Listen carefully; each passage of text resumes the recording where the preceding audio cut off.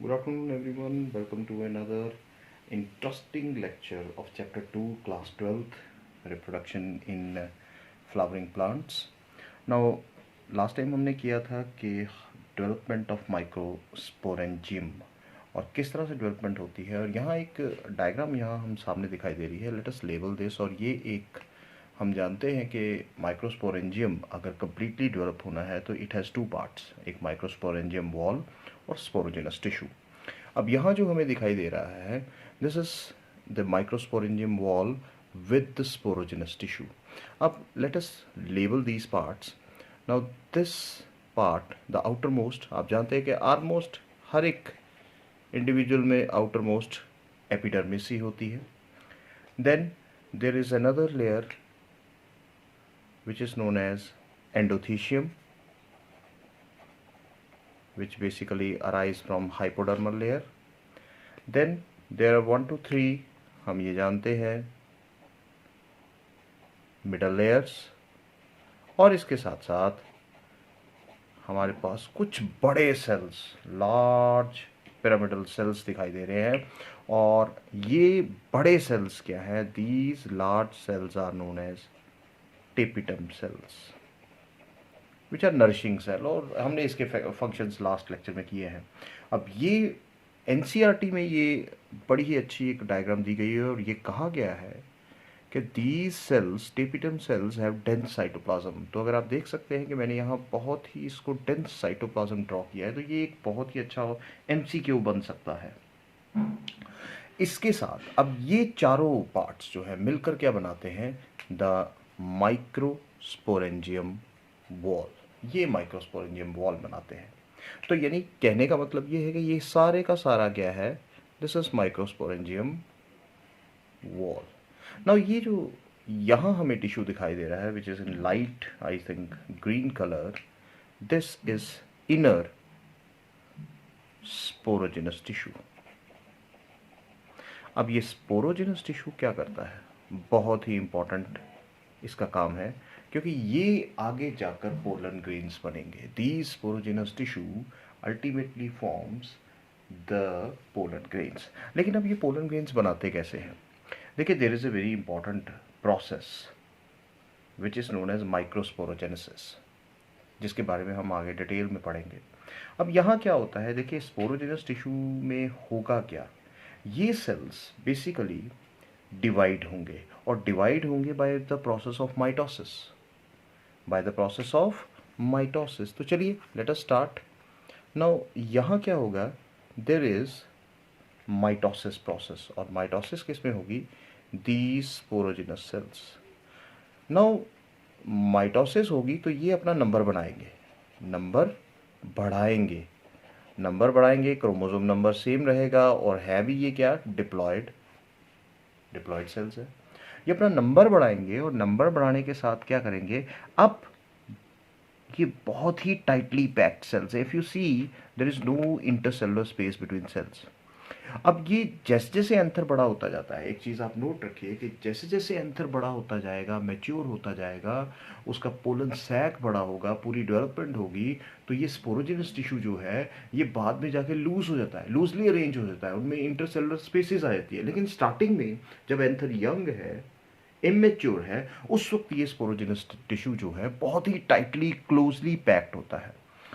Now ये sporogenous cells ultimately they are now known as microspore mother cells. Microspore mother cell बहुत ही important term है. और ये microspore mother cell, no doubt mitosis है, chromosome number remains same, and now these microspore mother cells और also known as, ये terms जरूर याद रखिएगा, मैं इसको दूसरे एक हाईलाइट कर देता हूँ दूसरे पेन से. These are also known as MMCs, यानी माइक्रोस्पोर मदर सेल्स, या इन्हें क्या कहा जाता है? और PMC यानी पोलन मदर सेल्स, या इन्हें क्या कहा जाता है? This are also known as, very important term एक याद रखिएगा, these are known as potential pollens. इन्हें क्या कहा जाता है? These are known as potential pollen. अब इसकी एक वजह है, इसको ऐसा क्यों कहा जाता है? इसकी एक वजह है, माइक्रोस्पोर मदर सेल्स यानी माइक्रोस्पोर्स बनाते हैं। You know microspores are basically pollen grains. और पोलन मदर सेल्स यानी ये वो सेल्स हैं जो अल्टीमेटली पोलन्स बनाते हैं। और पोटेंशियल पोलन्स यानी these have the ability to form the pollen grains, जो अल्टीमेटली बाद में क्या करेंगे, फ्यूज करेंगे। तो आप ये देख सकते हैं कि हर एक नाम का मतलब है। तो microspore mother cells are also known as MMCs और पीएमसीज यानी पोलन मदर सेल्स, और पोटेंशियल पोलन्स भी कहा जाता है। नाउ ये सेल्स बहुत ही टाइटली पैक्ड होते हैं। अब ये सेल्स जो है, इनमें एक चीज याद रखिएगा, these are interconnected cells. These are interconnected cells. और कैसे इंटरकनेक्टेड होते हैं? Interconnected cells by, you know it, plasmodesmata. ये माइक्रोस्पोर मदर सेल्स आपस में सारे के सारे कनेक्टेड होते हैं with the help of plasmodesmata. लेकिन बाद में क्या होता है कि माइक्रोस्पोर सेपरेट होते हैं। जैसे मैंने कहा कि वो डिवाइड होंगे और उसके बाद वो जैसे मैच्योर होगा तो लूजली अरेंज हो जाएंगे, स्पेसिस आ जाती हैं। तो वो जो स्पेसिस आती हैं, वो स्पेसिस किस वजह से आती है? याद रखिएगा, ड्यू टू द प्रेजेंस और डेवलपमेंट ऑफ कैलोस लेयर, एक कार्बोहाइड्रेट लेयर। ये इनके बीच में आ जाती है, टफ लेयर होती है, और ये इनको क्या कर देती है, सेल्स को सेपरेट कर देती है। अब यहाँ क्या होता है कि यहाँ से शुरुआत होती है, जैसे ही ये माइक्रोस्पोर मदर सेल्स सेपरेट होते हैं, यहाँ से शुरुआत होती है माइक्रोस्पोरोजेनेसिस की। अब यहाँ माइक्रोस्पोरोजेनेसिस क्या होता है कि दीज पोलन मदर सेल्स और microspore mother sales they undergo meiosis. चलिए मैं ले लेता हूँ एक सेल ले लेता हूँ यहाँ पर, से this is a microspore mother cell, ठीक है, which is a diploid cell.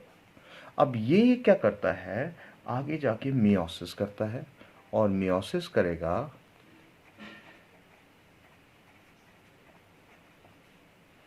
और जैसे ही ये मियोसिस करेगा तो ये क्या बनाएगा, अल्टीमेटली, मैं अभी सीधा लिखने जा रहा हूँ, अल्टीमेटली जैसे ही वो मियोसिस करेगा वो कुछ इस तरह से हैप्लॉइड माइक्रोस्पोर्स बनाना शुरू कर देगा, अलग अलग शेप्स में। ऐसे भी बन सकते हैं, वो इस तरह से भी बन सकते हैं,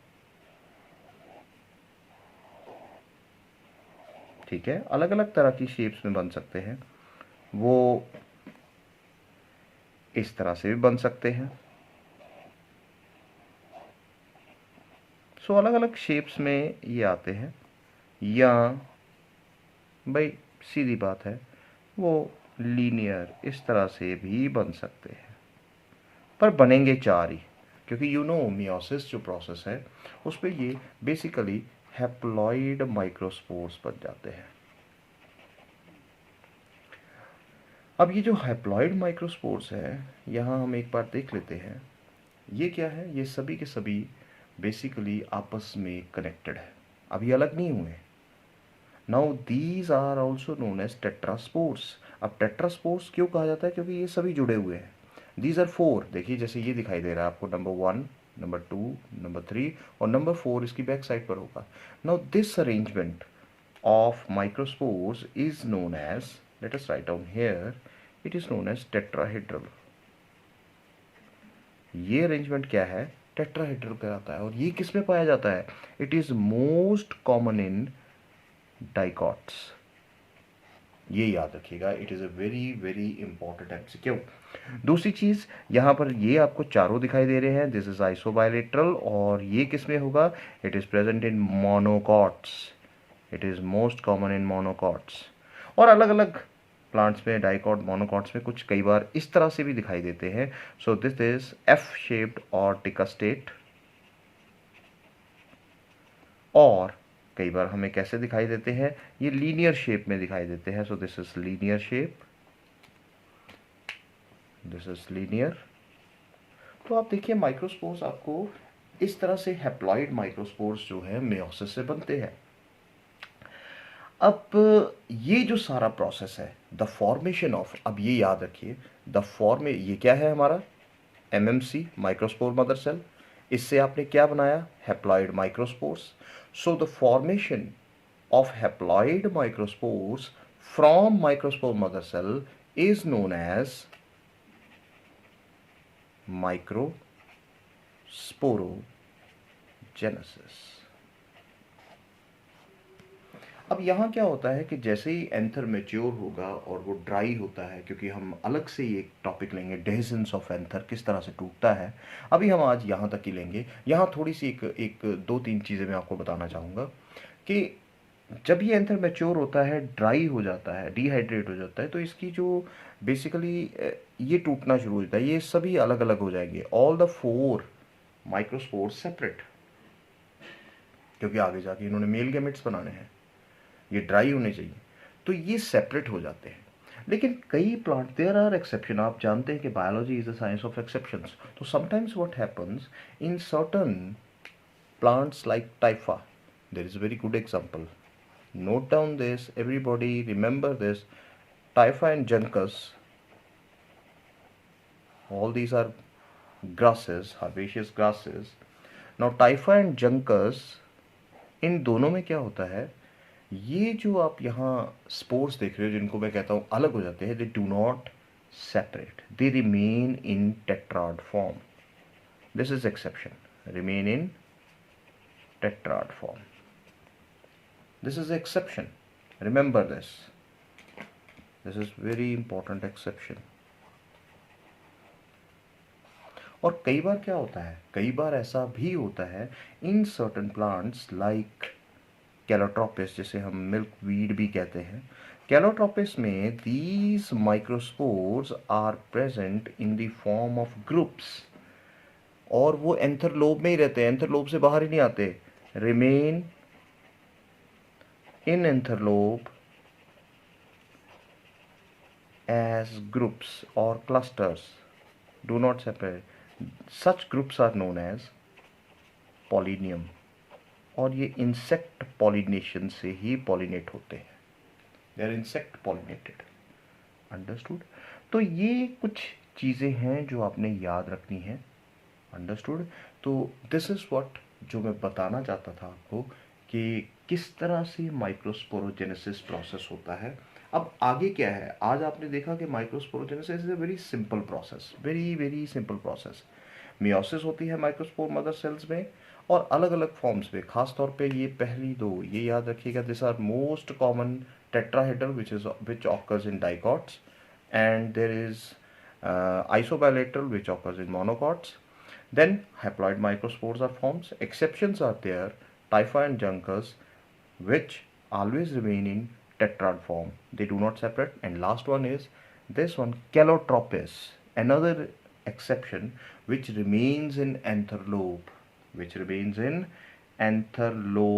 united. उस sac में ही रहती है, and ultimately it is known as pollinium.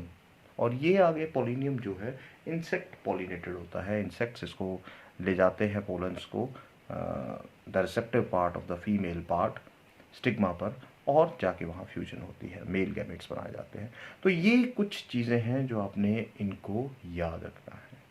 सो इसी तरह से ये डायग्रामेटिक पार्ट जो यहाँ दिखाया गया है, ये डायग्राम आप ज़रूर याद रखें. आप इसको अपने एग्ज़ाम में भी ड्रॉ कर सकते हैं, बहुत आराम से इस डायग्राम को आप ड्रॉ कर सकते हैं एज एंथरलोब की डायग्राम में. अंडरस्टूड? तो माइक्रोस्पोरेंजियम वॉल और स्पोरोजेनस टिश्यू, ये बहुत ही एक सिंपल डायग्राम है, ज़रूरी नहीं है वो पूरा आप 4 सैक्स बनाएं. तो इससे क्या होगा कि आपकी आसानी से ये डायग्राम ड्रॉ हो जाएगी. So next time we will do another very very important topic, that is dehiscence of anther. किस तरह से आप पोलन ग्रेन्स बाहर निकलेंगे, तो बहुत सी इंपॉर्टेंट टर्म्स आएंगी. Thank you very much.